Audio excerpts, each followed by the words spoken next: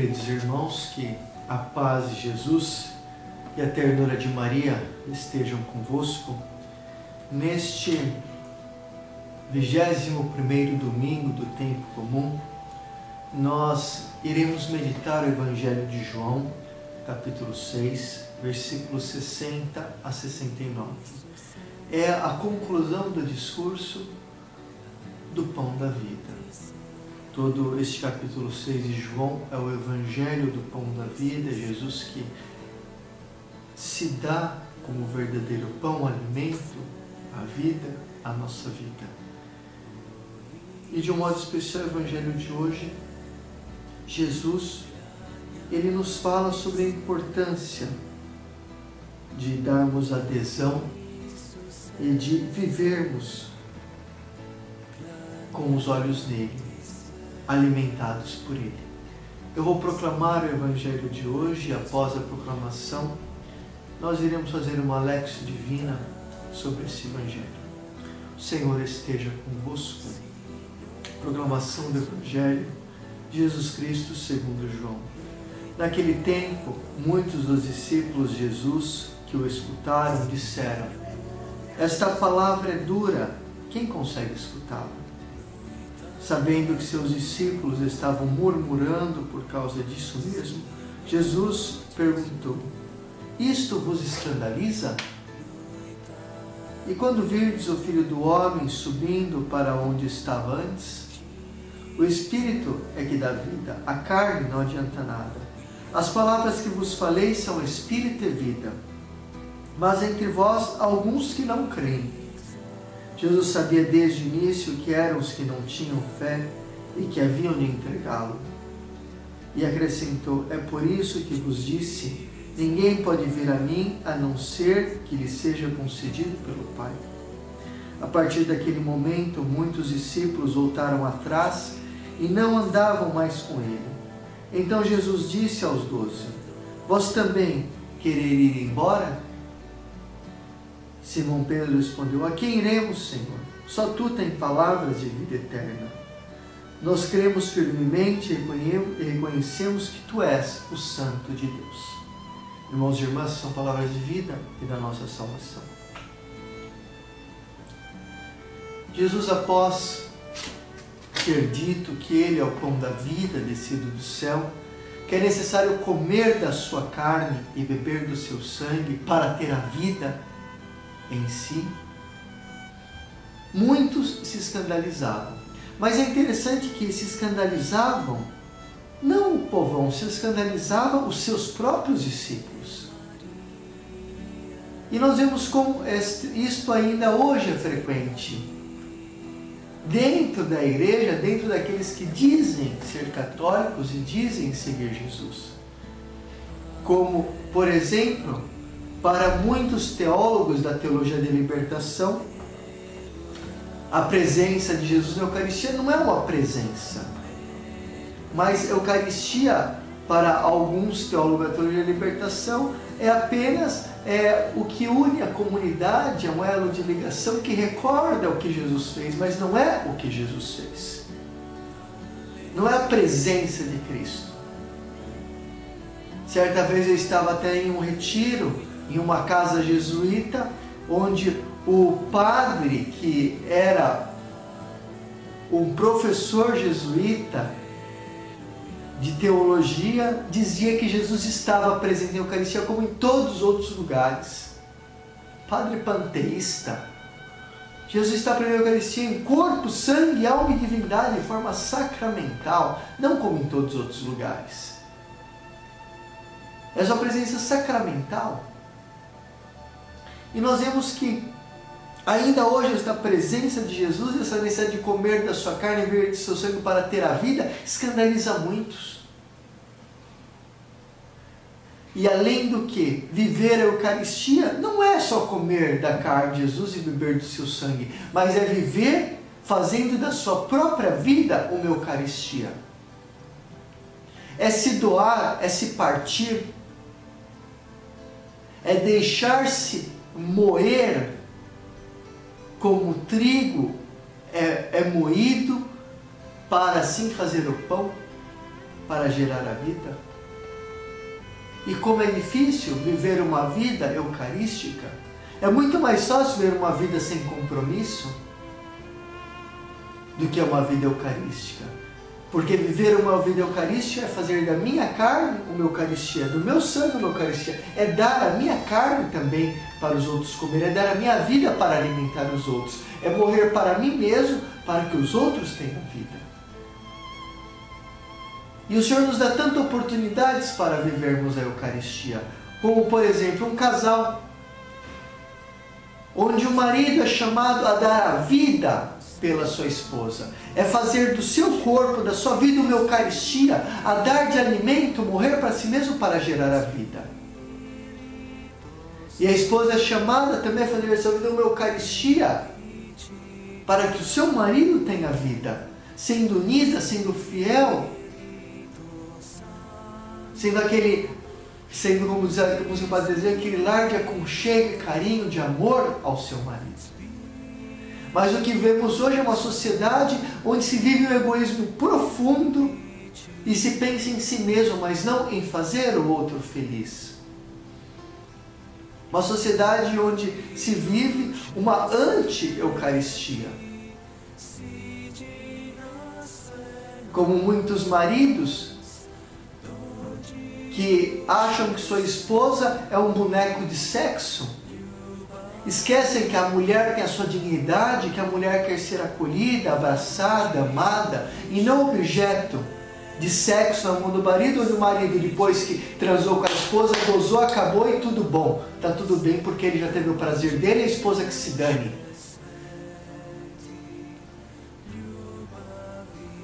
Nós vemos hoje casamentos que não vivem a Eucaristia e não são sinal eucarístico um para o outro.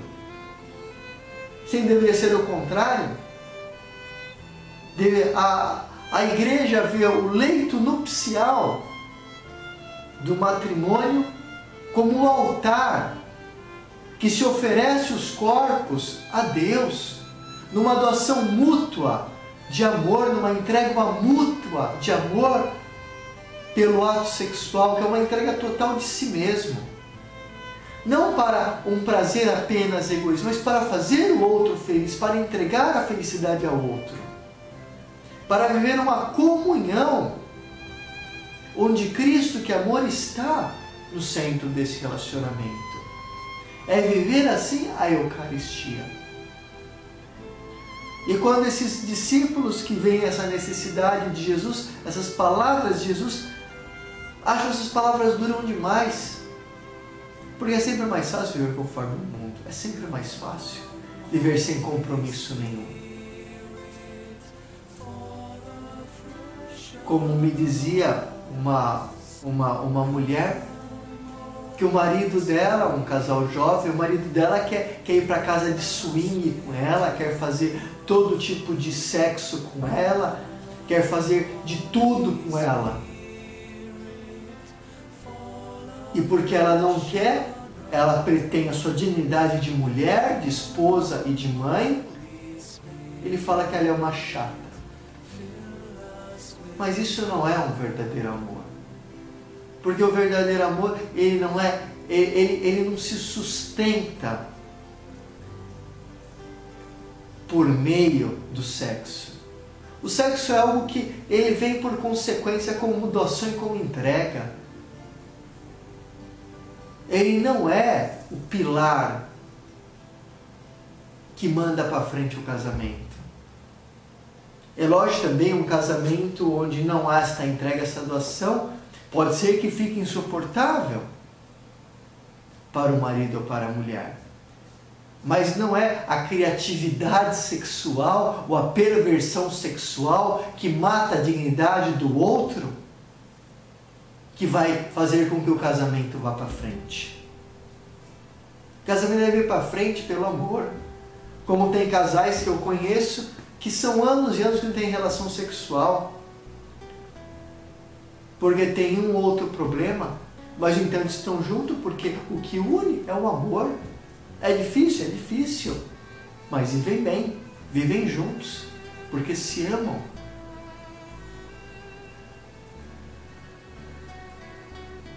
E hoje quantos se escandalizam? E Jesus hoje pergunta: e vós? Também quereis me abandonar? Porque muitos abandonaram. Porque ser a Eucaristia é caminhar uma vida também crucificada rumo à cruz. É se partir, é se doar. E Jesus te pergunta, meu irmão, minha irmã, e você também quer me abandonar hoje? Para viver a vida fácil do mundo, a vida das trevas? Ou você quer viver a tua vida com uma martiria contínua, com uma entrega contínua de você mesmo, para que eu reine na tua vida? Nós somos chamados, irmãos, a nos tornar Eucaristia, a deixar os outros comer da nossa carne e beber do nosso sangue, para que nossa vida, nossa entrega, gere a vida dos irmãos. Mas o Senhor sempre o deixa livre para se nós queremos ir embora. E diante dessas palavras, Pedro diz: mas Senhor, a quem iremos? Só Tu tens palavras de vida eterna. E de fato, a quem nós iremos? Como viveremos sem o Senhor? É impossível. Eu olho para a minha vida, é impossível viver sem Deus. Embora seja possível. Mas é impossível porque eu sei que uma vida sem Deus, a minha vida sem Deus é um inferno. Não terei a paz, não terei a alegria, o amor que tenho no meu coração. Não me serei um homem realizado. Porque é o Senhor que realiza a nossa vida, não somos nós.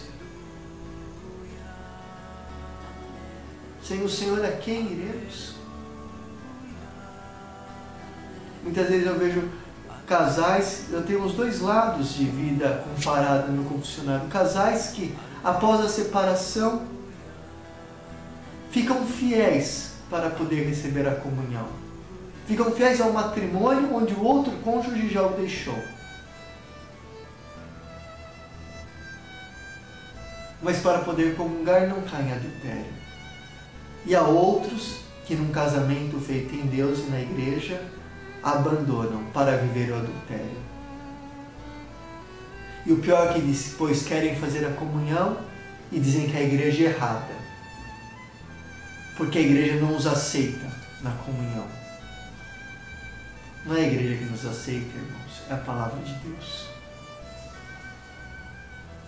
O errado não é a igreja, é você que está no adultério. É você que traiu o compromisso que você fez com Cristo e com teu cônjuge. É você que desceu da cruz para abraçar o pecado. Não é a igreja. É você que traiu a Cristo. E a igreja permanece fiel no ensinamento. Mas quem traiu foi você. E não venha colocar a culpa na igreja.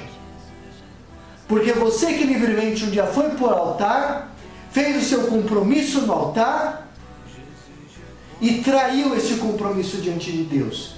Traiu esse voto diante de Deus. E foi para o pecado. Abandonando a tua esposa, abandonando o teu esposo, você abandonou o Cristo. Não foi a igreja que te abandonou. A igreja sempre está de braço aberto. E ainda está de braço aberto para, se você quiser voltar, você voltar. Iniciar a vida com Cristo. Mas não viver mais o pecado.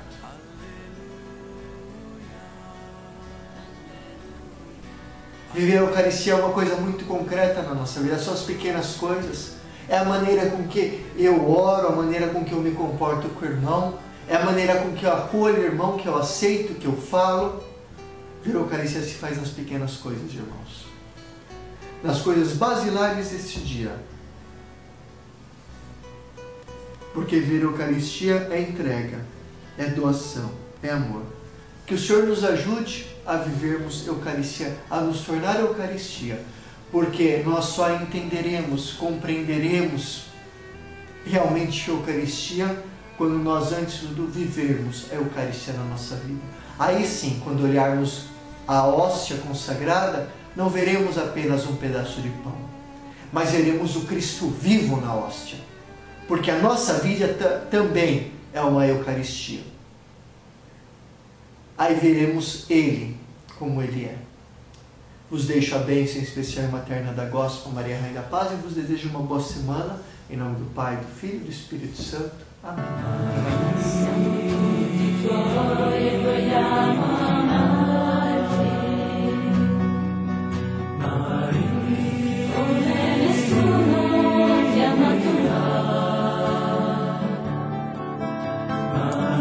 Siamo tutti